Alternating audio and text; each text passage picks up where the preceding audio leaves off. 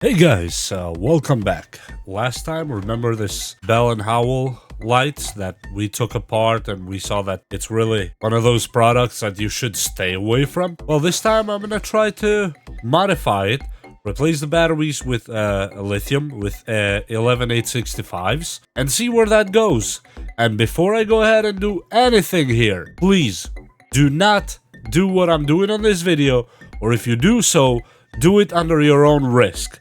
This involves high heat, high electricity, high voltage, high everything. So just be careful on following any videos online. And here we go. First thing first, I'm gonna disconnect the batteries. And how I'm gonna disconnect them probably would be better to actually desolder. Let me see if it will desolder the easy way or I have to take other measurements. Okay, and the battery is desoldered. And let me take it out of here.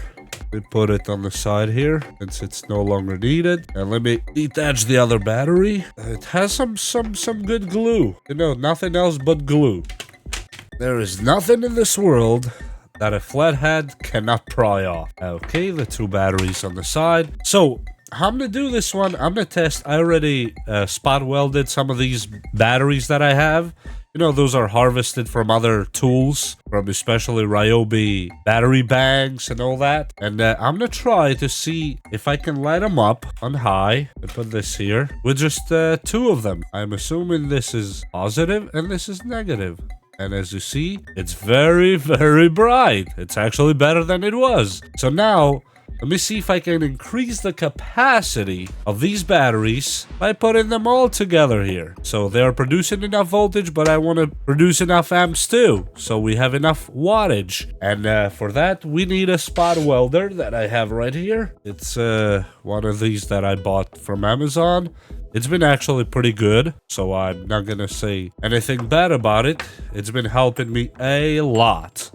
So how I'm gonna do this one, I don't know yet. I'm gonna put them probably this way. We take some of this stuff here that I need. Okay, some nickel strips. And because I need to leave two pieces to solder. And the other one here. And now let's spot weld them in and see where that goes. Okay, my welder's battery is on almost zero, so I hope it will make it. I truly hope it will make it, because that would help me tremendously. This is not really a big job, so I'm just hoping it works. No, I don't think I have enough battery. Oh yeah, it did it. Okay, we put the other side. Okay, looks like we are somewhere. This one's not going anywhere. We try the other side to give it another tap. Okay, I think this should be fine. I don't think I need to do more on that side. This side here, I would like to put it this way, so the stem goes that way, and I'm planning to put them in like that. So let's see how that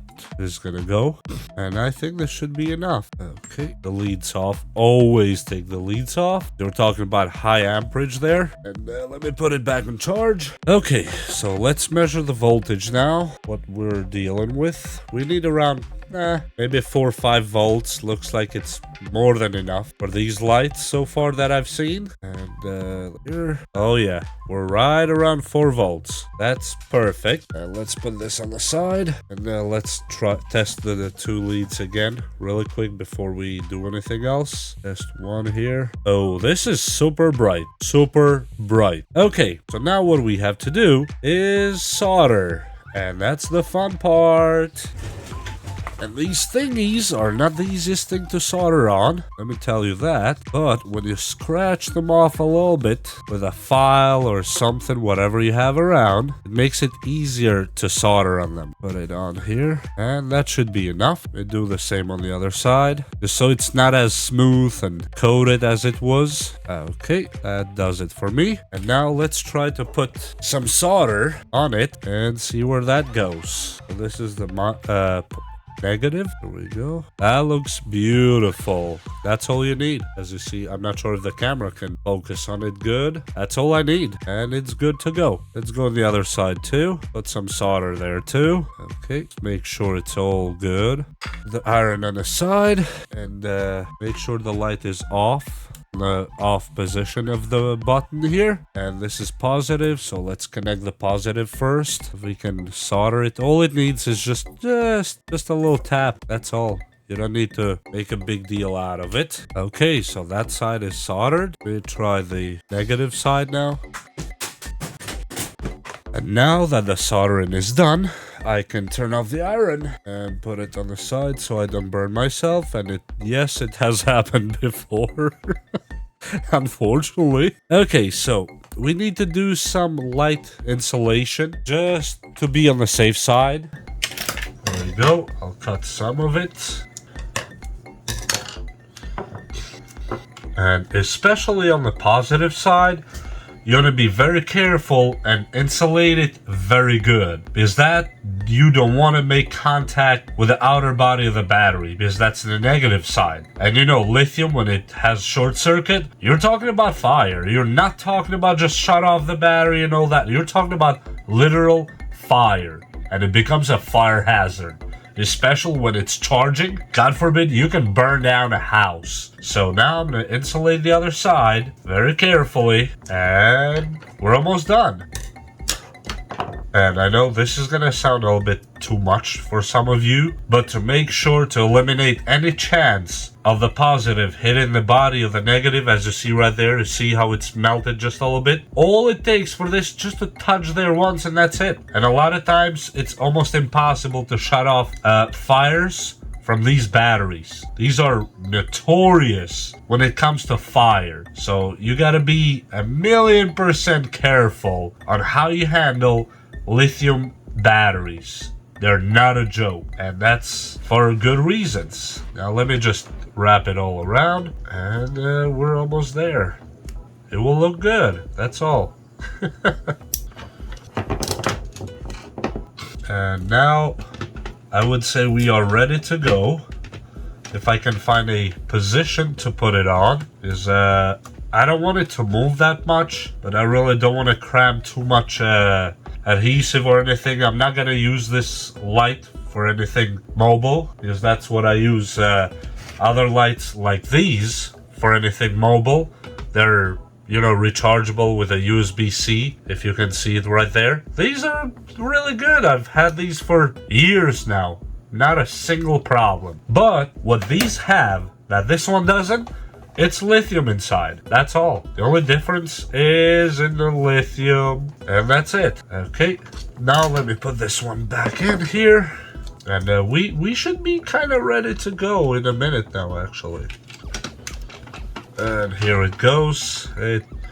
I'm happy with it for now. I don't really want to go any deeper with it. Let me turn it on. As you see, let me turn off my light, and now let me compare it to the light that I showed you before.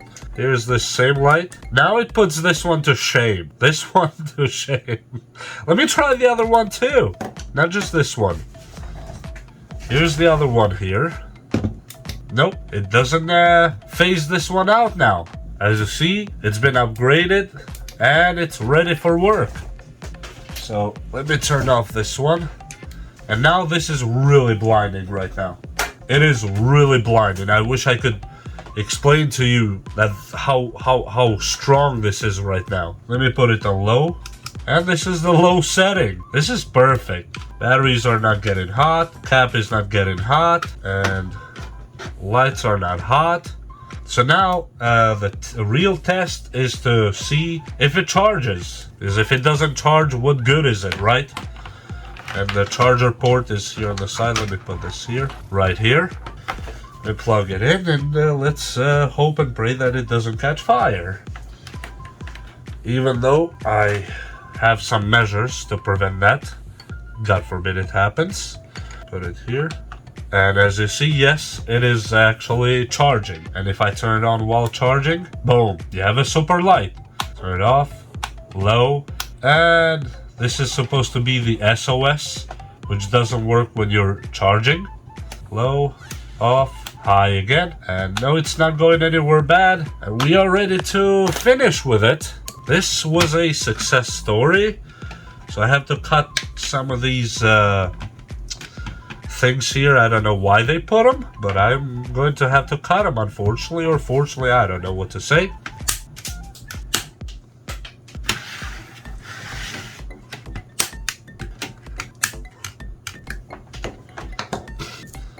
And now let's see if we can put it together.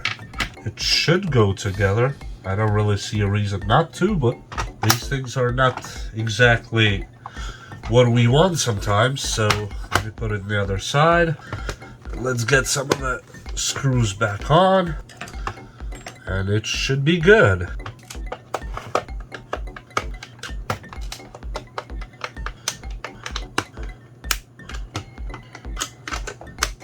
And this is the light. Now we have a beautifully working Bell Howell light, upgraded to lithium battery, and it has 4 18650s inside that charges, that works, and it's extremely bright. I'm not sure if camera is doing actually justice on this one. Look at the brightness. And now let me pull the other one. That's actually charged, as you saw before, but that's its peak. These are side to side, and as you see, the upgraded one is way brighter than the original one. This was the original, which is, by the way, charged, as I said. And if you see them side by side, there's a huge difference. So now let me put them both on low. This is low for the original. And this is low for the modified one, or the upgraded one. This is a big difference. A big difference. So yeah, that was it for this video. And I hope you enjoyed it. It was fun for me to make, actually, and I really like doing these things. So let me just mark the upgraded one so I don't forget. This one was the upgraded. Let me put this somewhere. And let me see this one. Let me just put lithium ion. And that's pretty much about it. And the other one is not upgraded yet. So you put a small sign on the front so I know what I'm dealing with.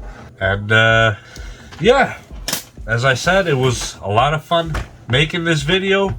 And a lot of fun upgrading a light that really I just did not want to waste it. Because, you know, I feel really bad to just waste money. I paid with money with this one. I didn't find it on the road. So, until next time, keep modding and keep repairing. That's what keeps the world singing and live. And we'll see you next time. Bye!